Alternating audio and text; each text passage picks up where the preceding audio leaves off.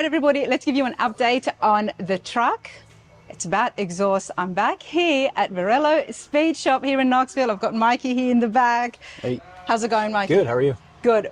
We are going to show you exactly some of the projects that's happening, and in particular, the chop that we spoke about during the shop tour, because you've done a lot on that. Yeah, we were able to get pretty much all of it chopped. I have to do some detail work and some garnish moldings, but it's pretty close. I got the one door fitted up pretty good, and yeah, it's nearing the completion on the chop, and then we'll there move is on so to, much involved in chopping those hot rods. Yeah, there's a lot involved in tops, depending on what chop you're doing and whether it's a Model A or two-door sedan or a coupe, so it can get involved.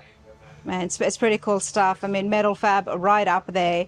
But before all that, I've got Mikey who's going to be assisting us with the exhaust for my truck. Now, the chassis from Roadster Shop is going to be here pretty soon. But before that, I need to know what's involved in an exhaust system. Yeah, there's a lot involved in that too. Well, I'm glad you're here because we do have some boxes here. Big thanks to Aeromotives. We're going to show you exactly what's inside these boxes and pick Mikey's brain on what's involved. The awesome thing is there is a mapping happening right now of an exhaust system above my head. I'm under a lift, which is why we've got ties and stuff. But let's open up the parts. Sure. All right. Just going to go with this box here. Sure. As I pull it out, you got to tell me exactly what it is. And yeah. I think exhaust systems are so cool, eh?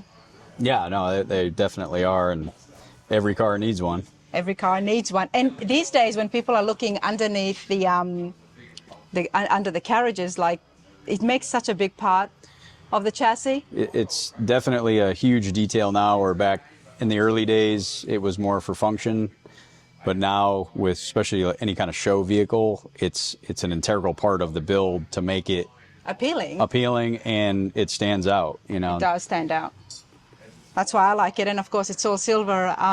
No idea what it is. These are just simple 2.5-inch stainless U-bends, and what I do most of my exhaust, I don't have a bender to bend exhaust tubing, so we buy U-bends or J-bends, and we simply cut them where they need to be to position and shape the exhaust basically to get it out of the back of the car. Okay, so this is a good start, the fact that Pertronix actually sells these. U-joints. Yes, yeah. These are nice bends. They're 16 gauge material, which I like using the little bit heavier material.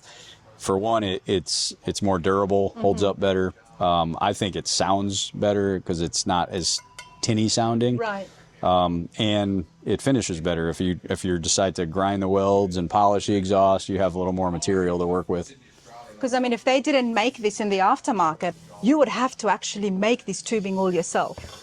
Yeah, it would be very difficult, or you would have to at least hire somebody with a bender that could bend your systems. And that's what a lot of exhaust shops and muffler shops did in the past. There's multiple benders out there now. There's mandrel benders, and the mandrel bender is what they use to bend this, where it keeps your tubing diameter even.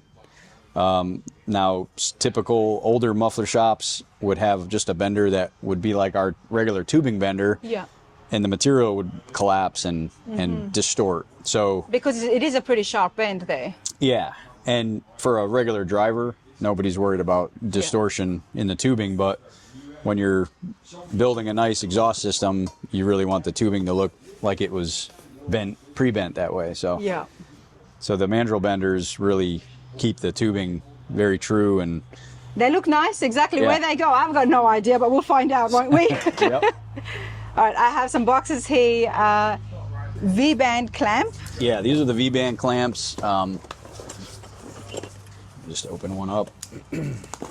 That's the same thing, so we can just open up the one. Yeah, we ordered a handful of those. Oh, okay. Or you did.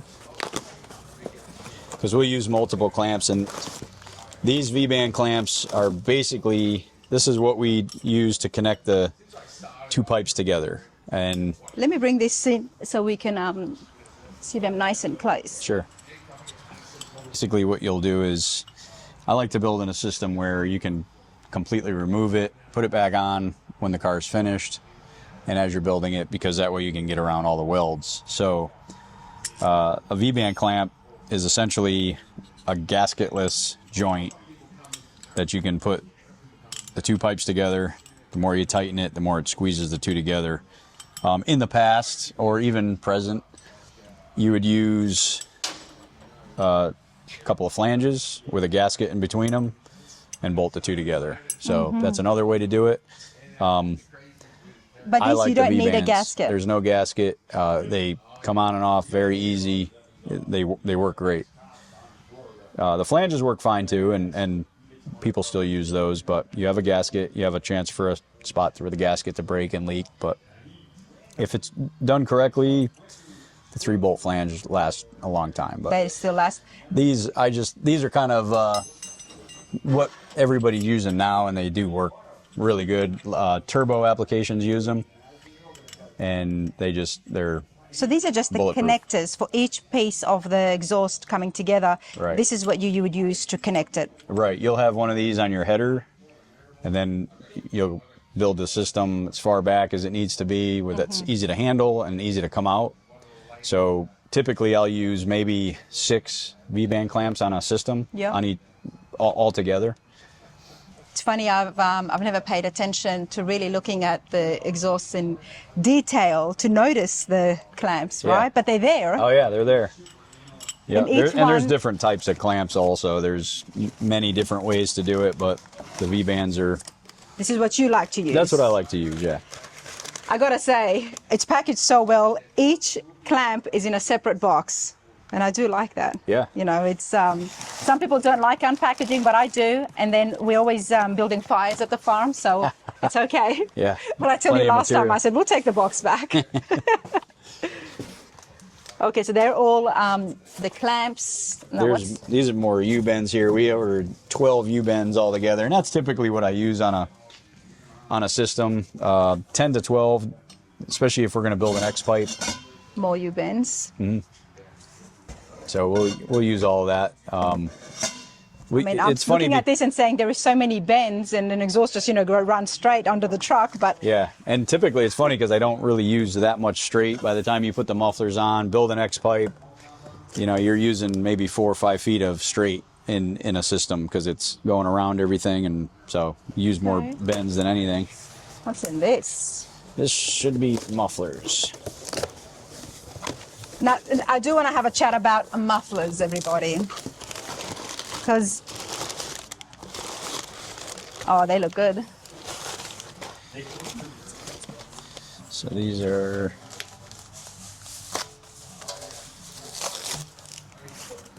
you got it. Yep. So that's again a stainless, all stainless, 2.5 inch. I don't know can't remember which one we ordered from Aeromotive, but So is it 2.5 or 3 Yes, inch it's- exhaust system? 2.5, 2.5. And Yep. what about the actual exhaust? Will be all 2.5. 2.5. Yep. Okay. Yeah, the whole system will be 2.5, and for most applications, 2.5 is plenty. If you have a really built motor with a ton of horsepower, you probably want to run 3. Yeah. It's a little larger, but But this is still going to give me the rumble. oh, that'll sound great. Yeah, 2.5 is very common, and most applications are 2.5. 2.5 inches. And there's 2 mufflers. Yes, we got 2 mufflers, one under there, one right here, packaged separate. I don't know which, that might tell you what number they are, or what, Okay, so the mufflers that I've got is a 304 SS offset center. so the 304 is the material grade. So stainless has a bunch of different material grades. The 300 series is your true stainless, where it won't rust. There's 409, and some of that has a little bit of carbon steel in it. It's what most new cars have for exhaust. And it might corrode, but it won't rot like mild Okay. steel. So, but the 304 is pretty common, and what I use more than anything Okay. for exhaust, and it will not rust. The other thing I do want to mention is that I've got kits. We've ordered individual parts here to make the exhaust because Mikey's going to have some fun doing a custom exhaust Yeah. system. But they do have kits for certain vehicle applications where once you choose it, the website's pretty good. They'll send you everything that you would need, and I'm guessing instructions as well on how to put the entire exhaust system together for your vehicle. So that's pretty good. But yeah, this is it's going to be interesting to see Mikey at work, and we are going to have a look at what you have been up to as well. Yeah, I just started this one yesterday. It's What's in that box? this is more bends.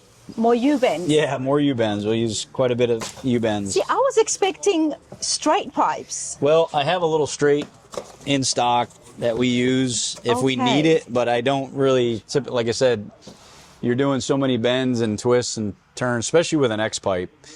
I don't use that much straight, believe it And or it's not. going to be an X pipe. Yeah, we'll put an X pipe. This truck is not getting an X pipe. The customer doesn't Let's want have one. a look at what Mikey's been working on. A late 70s C10. Okay, it's Brian a square body. Harrison's, yeah, square body C10, being built by Brian Harrison at Harrison Rod and Custom up in Greenville. Nice, nice. Yeah, very nice truck. It was a great truck to start with, from what he said. It was been in the family for many years, and they wanted to redo the whole truck and just basically make a nice little hot rod truck. That's pretty cool. Brian also has got a show that he puts on here locally in Tennessee. So great people down there. Now, the other thing that's common here is a lot of the shops come to you for their exhaust systems. Yeah, we get a few different shops in Knoxville that use us for exhaust. Alloway's Hot Rod Shop is one of them. We do all his headers and exhaust. If he has an application that putting a motor in a combination that they don't sell a header for, then we'll hand make the header for them. You will actually hand make the headers. Yeah, same way as I do this. We just cut the bends up, place them, Yep. weld it, grind it, build the whole header. I don't have headers yet, do I? I hope so. I don't know. I have to check with Don to see what's yeah, you'll have happening to see with what that. you got, but. Okay, but you are in the process of here, so let's have a look. What do you start off with first? So these are Sanderson headers, and they fit this truck pretty well. And what we started doing is just figuring out where the exhaust is going to run, kind of getting a game plan.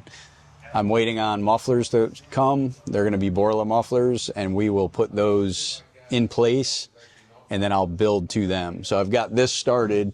Normally we would probably put an X pipe or an H pipe in here, and then do the same thing, just build to the mufflers. But again, you can see where I cut the bend, tack them together, and then place everything, remove it all, completely weld it, and then And put it all back on, and then I'll make hangers and hang the exhaust in certain spots. That's like the same clamps that I've got. Yes, these are similar V-bands to what you have. I added those to the Sanderson headers. They have a 3-bolt flange normally, but we just decided to keep it all the same and not have two different joints. Awesome. And the mufflers go here? The mufflers are going to be back here. I'm going to end up standing them up next to the suspension. Oh, And, okay, vertically. Yeah, Okay. we'll put them vertical and try to keep them up as high as I can. Like most guys that do exhaust, they're stricklers to keeping your exhaust up as high as you can where it's not visible. And that's what we try to do, is like when you look at the side of the vehicle from the ground, the worst thing you can see is exhaust hanging down, in my Well, opinion. that's true, especially, I mean, with my chassis from Roadster Shop, it's the slammed chassis as well, so that's already lower. Yeah. So we do need that to be as high as possible. Yeah, everything. What I try to do is keep it all above the rails, or at least above the rockers. And this chassis will be a little bit more difficult because it kicks up so high, but I'm going to also try to keep it up as high as I can. We'll get the mufflers up as high as we can, and then we'll go up and over the rear end and out the back. A lot of show cars these days, and even not even just show cars, but modifications that I've noticed is the exhaust coming out on the side. Yeah. Is that just a matter of directing the pipes to come out onto the side as opposed to going to the back? Yeah, you could totally make the exhaust go up and over the rear and come around and go out the side. Some guys like it going out the back. It's all personal preference. No pros or cons to either direction? Nah, I don't think so. Okay. You'll notice too on a lot of aftermarket chassis like Roadster Shop, they'll build cross members and stuff, and a lot of times they'll have holes and openings in them to run exhaust through. Mine does have that, yes. Yeah, that's a good, that's the worst thing on a chassis is when you don't have, they build a nice chassis, but they don't think about the exhaust going through it. Right. And so most chassis shops now give you applications where the exhaust can go through and come in and out. And you're familiar with the Roadster Shop chassis. You've Yeah. worked on them before. Yeah, we've done a handful of Roadster Shop chassis and Art Morrison chassis, stock chassis. So Okay. we've done a lot of different stuff. So do you have any idea on what you plan to do? But obviously you need the chassis here as well with my truck. Yeah, most of them are pretty much the same. This chassis is a little different because they got the QA1, this tri-link deal that they've installed, but it's all workable. We can work around it. The biggest thing is, you know, your clearance on suspension, making sure nothing's going to bang and hit. You don't want the exhaust rubbing any painted surfaces or any suspension components are going to be moving up and down. Mine would be more of the cross where it will come together then come back apart. Yeah, yours is the X pipe will be up closer to the transmission. What I've always read is you want the X pipe as close to the headers as possible. And then it'll separate again and come through here. Your mufflers will be, I like to put the mufflers as far back as possible for sound, and I think it usually comes out better.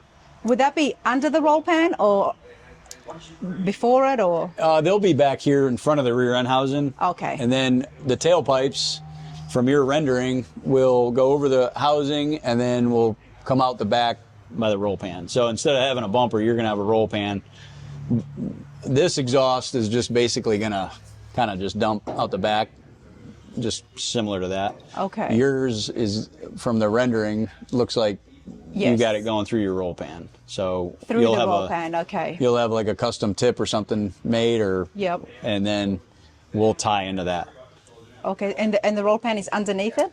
The roll pan, if you just ignore the bumper, Yeah. your roll pan is basically going to be right on the end of the bed. It's going to replace the bumper. So it For won't. some reason, I kept thinking it comes all the way back. Oh, you might have a belly pan under the back. So maybe it does, yeah. I And then guess would that that's- hide some of the exhaust? Yes, yeah. Your exhaust will be up inside that if you're going to build like a belly pan under the back. Okay. And this, of course, is a aftermarket tank. Normally, these trucks had a saddle tank, or I don't know if this year had them behind the seat or not, but this is an aftermarket tank and put back here. Okay, cool. Cool. Your truck, I don't know if your tank will probably be in Precision, there. stainless precision, Zach up in, things in Rockford, Illinois. So they're doing the custom tank for it just because the aftermarket ones, not all of them would fit to what I'm doing. So yeah, that's a great place. We are going to be making a stop. But as well as that, Aeromotive is a place I do want to make a stop at because, especially to see them making, I mean, obviously they would be producing all the U-bends in-house. I believe they do, yeah. They probably have some bending equipment. They'll be building mufflers, manufacturing the V-band clamps for, at least the tubing ends that go on them. We have to go there and have a look to see how they make it. So that'll be fun. But I'm excited. Now, here's the hard question. How long does it take you to make an exhaust system? It usually takes about 3 or 4 days, depending on how That's involved really it gets. But yeah, if it's more involved, it might take a little longer. But Okay. if I have all the material on hand and a game plan, I can usually do it relatively quick. Obviously, we're here in Knoxville, Tennessee. And as you can see, Harrison's truck is here all the way from Greenback. Not all the way. Greenville. Yeah. You need to have the vehicle here in order to map out the exhaust. Yeah, I've done it on just frames before, but really it's more ideal to have as much of the vehicle together. Anything that's going to be in the way of the exhaust, steering, shifting components, I like to have a drive shaft, whatever I can, Yep. so I can build around it. Well, on that note, the first place that my truck is going to be, as a whole truck, I guess, before body and paint, with the chassis, will be here. Yeah, for and I'm sure exhaust. glad that you're local. Yeah. So I don't have to take it too far. Yeah. But once we get the chassis, we're going to put the body on it. That's the plan. And then bring it here and leave it with you for whatever time that you need to make the exhaust and then take it back. Yep, sounds It's good. exciting times. I am excited. Yeah. But we're here at the Speed Shop. We've got to do a check-in. Now, Jim is also in the back there. My husband Michael's here today with me, so I'm just going to let them... Hi, Jim. Say hi. We're just going to look at the project. All right. Let's have a quick look at this because last week, I think it was last week when I was here, I mean, I just think it's fascinating. Doing metalwork myself now, I appreciate so much of the skill involved. Yeah. Let's have a look at what Mikey has been working on. Yep, so we did a 4.5 and 5 inch chop. So that what that means is there's 5 inches out of the front and 4.5 out of the back. And once we got, some guys like to do it a little different. Some guys will chop the door first and then bring the roof down to match the door. And that's a great way to do it. I didn't do it this way on this car because we were laying the windshield back and I wasn't exactly sure how much that was going to be raked back. So I did this chop first and figured out this dimension, made that 5 inches lower than stock, and then cut the back. We brought it all back down. I cut it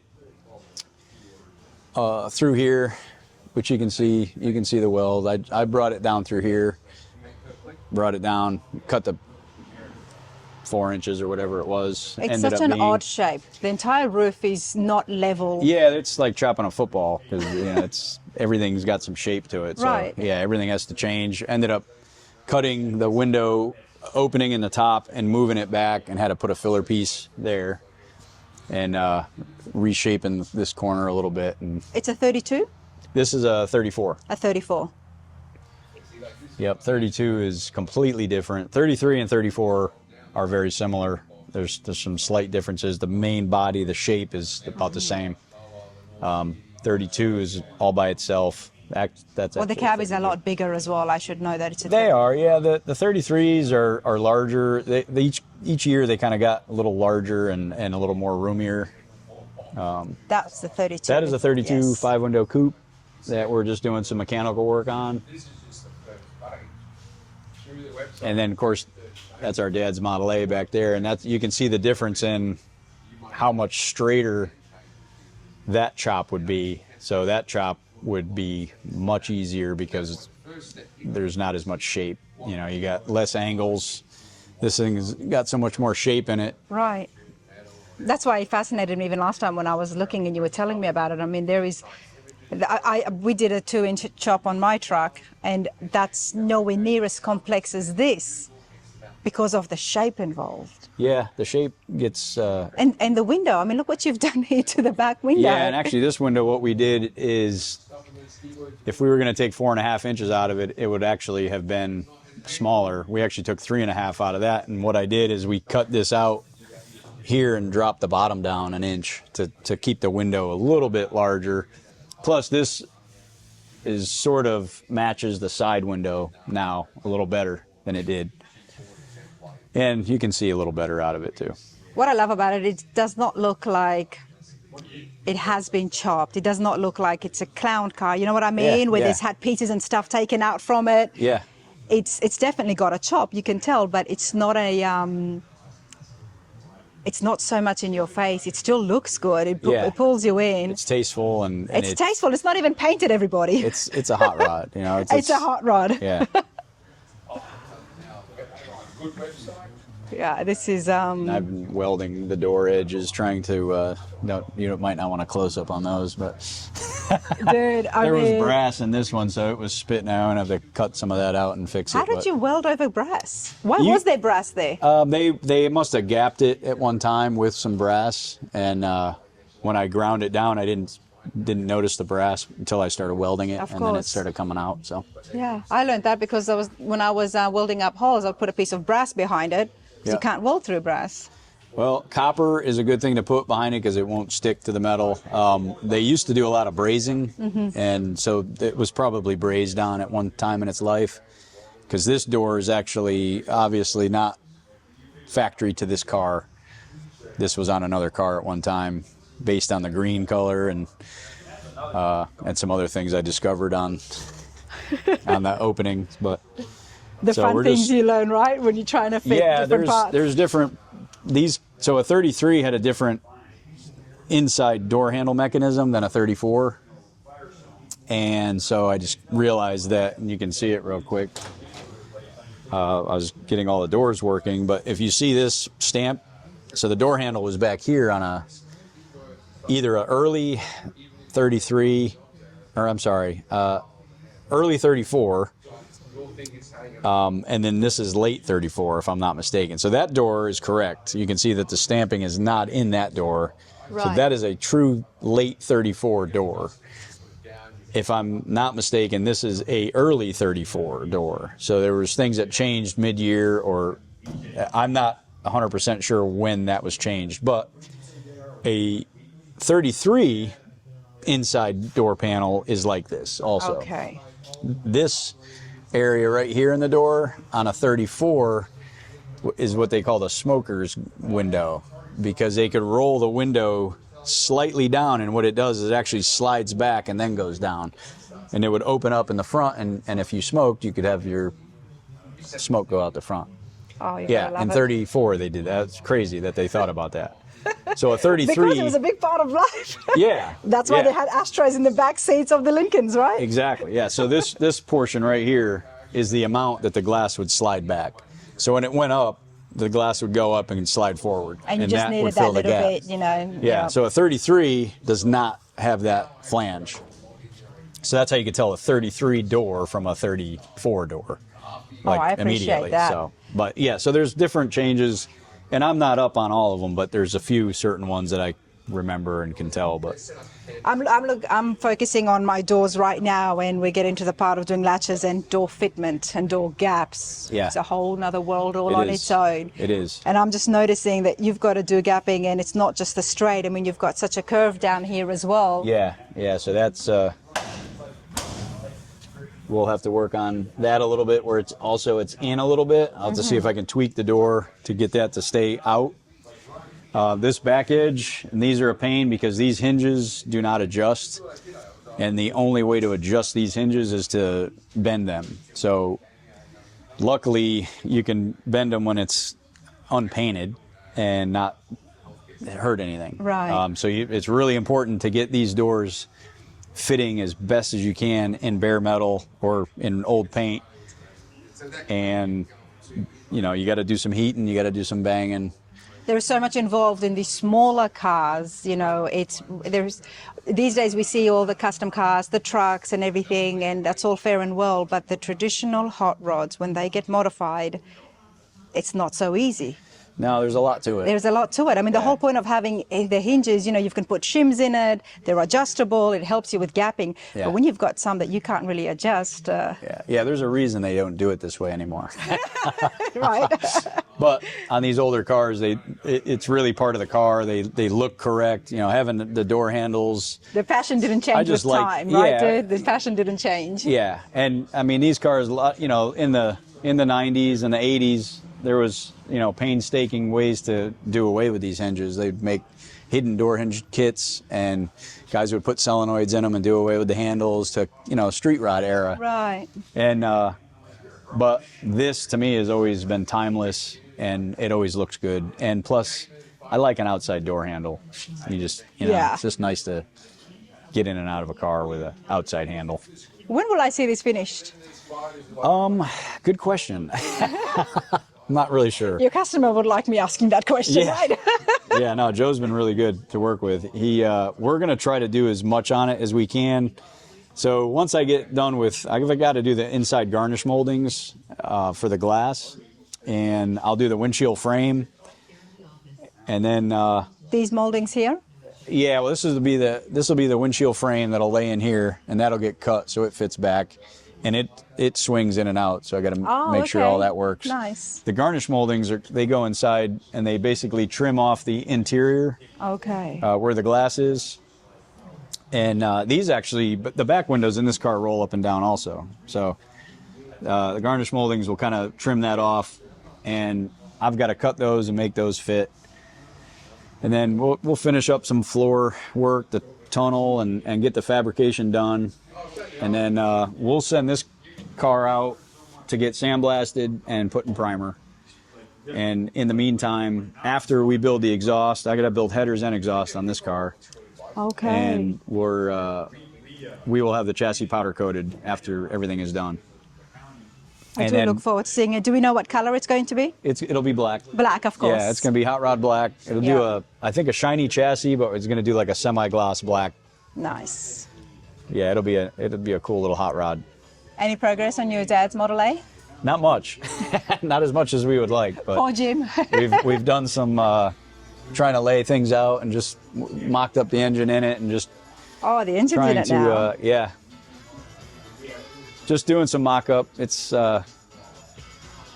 Remind us again, what's the engine there? it's a 427 single overhead cam Hemi Ford.